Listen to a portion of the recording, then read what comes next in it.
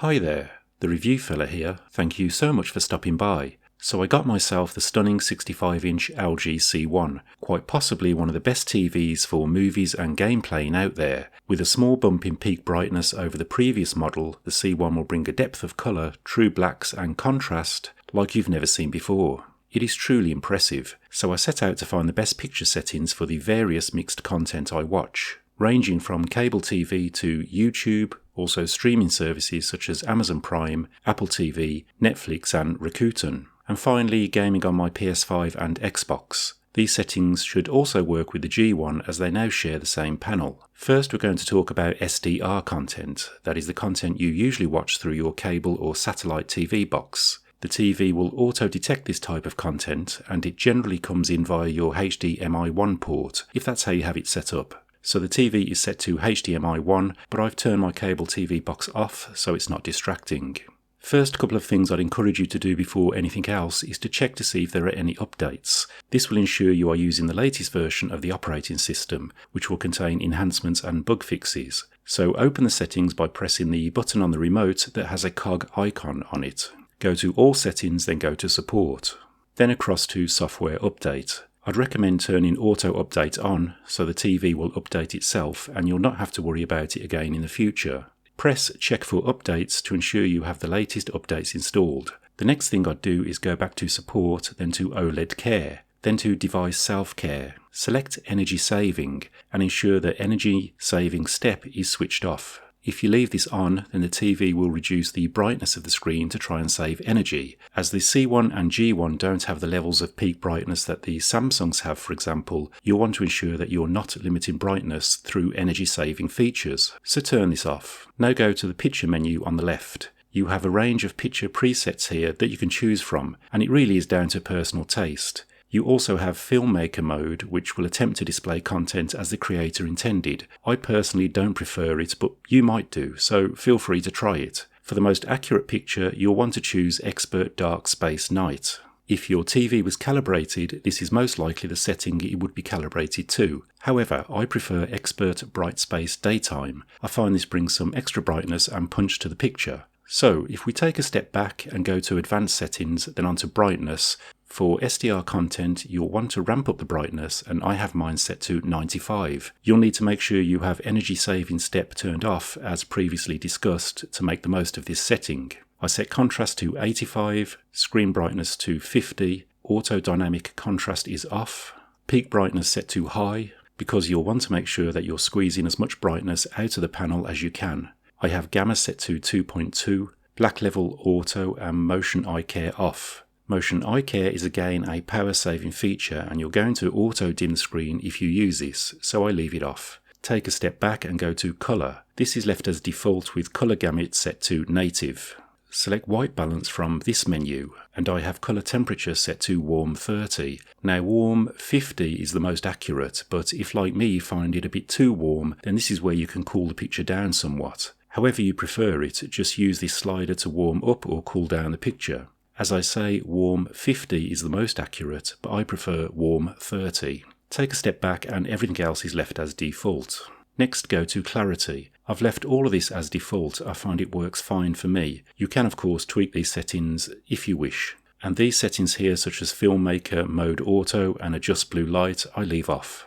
Moving over to the left and selecting sound from the menu options, I have sound set to standard. I find the sound on the C1 is excellent.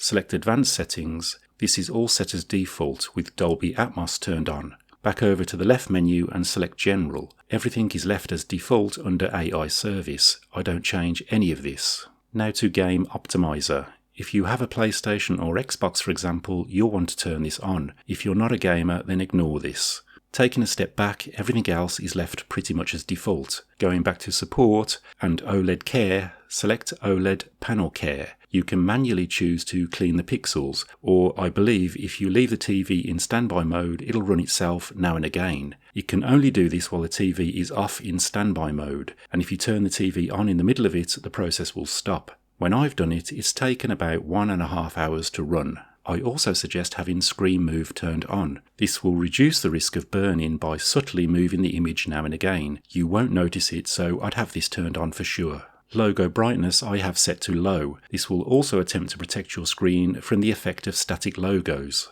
Care recommendations I've just left as on for now.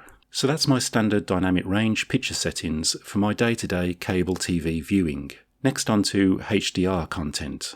So this is high dynamic range content, but not Dolby Vision, which I'll come on to shortly. I've put the TV into HDR picture mode by streaming some content through Amazon Prime. HDR is automatically enabled for native apps. I've paused the title so it's not distracting. We know we are in HDR mode as we now have some different menu options, and I recommend that you leave the HDR mode set as default.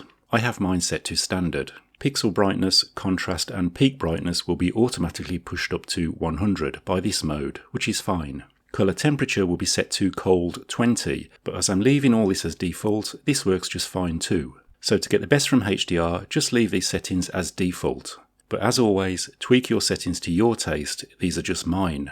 For Dolby Vision settings, I've streamed a Dolby Vision title from Apple TV, or you can do this from Netflix too. And again, the TV automatically goes into the correct mode. Apologies for the white text blowing out somewhat in this video, but this is my camera rather than the TV. The image looks perfect off camera. So if we go to picture settings, you'll see that Dolby Vision select mode I've set to Cinema Home User. Cinema may be more accurate, but I found it a little dark, and Cinema Home User gave it a brightness boost. If you don't like this, or you still find it too dark, then try standard.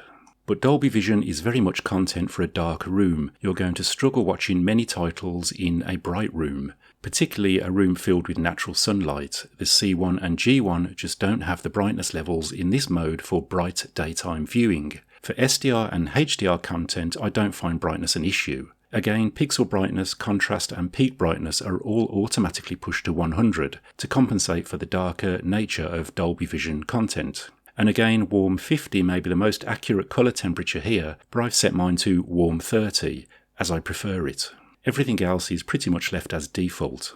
Lastly, onto gaming mode. The LG C1 is quite possibly the best gaming TV out there, with its incredible response time and image quality. PlayStation and Xbox titles will spring to life like never before, and I can't think of any other TV out there that is this good. Of course, feel free to disagree with me in the comments. So turning on my PS5 has put the TV automatically into game mode, which, if you remember, I turned on the game Optimiser in the menu settings earlier.